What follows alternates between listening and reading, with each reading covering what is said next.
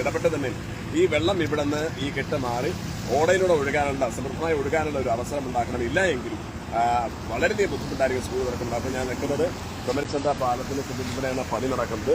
ഇവിടെ ഈ പറഞ്ഞതുപോലെ ഈ പണിക്ക് വേണ്ടി ആവശ്യമായ മെറ്റലും അതോടൊപ്പം തന്നെ മണ്ണും എല്ലാം ഇറക്കിയിട്ടുണ്ട്.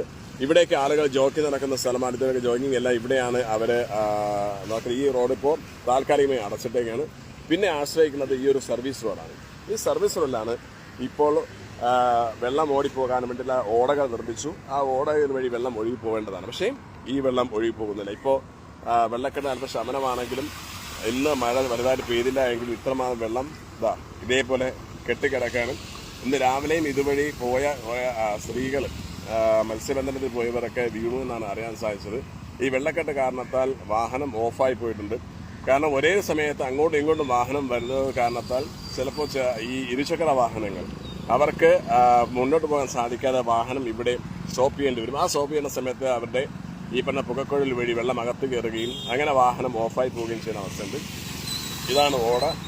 ഈ ഓടയിലൂടെ വെള്ളം അകത്തേക്ക് കയറുന്നില്ല എന്നുള്ളതാണ്. ഇതിന് കാരണം പറയുന്നത് ഈ പണിക്ക് വേണ്ടി ഇറക്കിയിട്ട ഈ പറഞ്ഞ മണ്ണ്, ഈ മണ്ണ് വെള്ളത്തിൽ ഒലിച്ച് നേരെ വെള്ളം വഴി ഒഴുകി ഇതിനകത്തേക്ക് ഇറങ്ങുന്നു. അത് കാരണത്താൽ വെള്ളം പോകുന്നില്ല എന്നുള്ളതാണ് ഇപ്പോൾ അറിയാൻ സാധിച്ചത്. അപ്പോൾ ഇനിയിപ്പോൾ മഴ ശക്തമായി വരുന്നുണ്ട്. ഇതിനൊരു പരിഹാരം കാണേണ്ടതാണ്. കാരണം ഇതുവഴിയാണ് ഇനി അങ്ങോട്ടും ഇങ്ങോട്ടും ആളുകൾ യാത്ര പോകേണ്ടത്. കാരണം മെയിൻ റോഡ് 66 ഈ പണിയുടെ കാരണമായി അടച്ചത് കൊണ്ട് തന്നെ ഇനി ആശ്രയിക്കുന്നത് ഈ ഒരു സർവീസ് റോഡാണ്.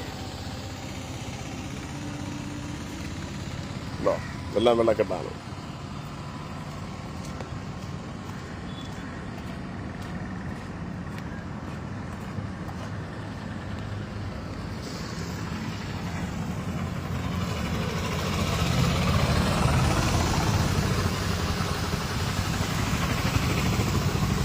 ഇതുവഴിയാണ് വാഹനങ്ങളൊക്കെ പോകേണ്ടത്. ഇവിടെയാണ് ഈ വെള്ളക്കെട്ട് ഇത്ര രൂക്ഷമായി കിടക്കുന്നത്.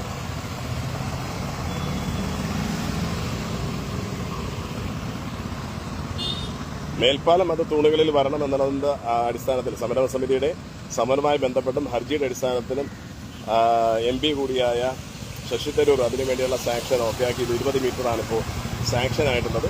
അതിന് 30 മീറ്റർ വേണമെന്നുള്ളത് ഹർജി കൊടുത്തിട്ടുണ്ട്. അതിൻ്റെ ഒരു വർക്കിലാണ്. പക്ഷേ അതുകൊണ്ട് തന്നെ ഈ റോഡ് ഇപ്പോൾ താൽക്കാലികമായി പണി നടക്കുന്നില്ല, അടച്ചിട്ടേക്കുകയാണ്. പണി ഇപ്പോൾ 1 മാസമേ അടച്ചിരിക്കുകയാണ്. പക്ഷേ സ്കൂൾ തുറക്കുമ്പോൾ സ്വാഭാവികമായും ഒന്നുകിൽ ഈ കൊമരച്ചന്തയ്ക്ക് മുമ്പിലുള്ള റോഡ് തുറന്നു കൊടുക്കുക, പരുത്തിക്കുടി തുറന്നു കൊടുക്കുക, വാഹനങ്ങൾ കടന്നു പോകട്ടെ സുഖമായി. കാരണം ഇല്ല എങ്കിൽ കൃത്യസമയത്ത് സ്കൂളിൽ എത്താതാകും.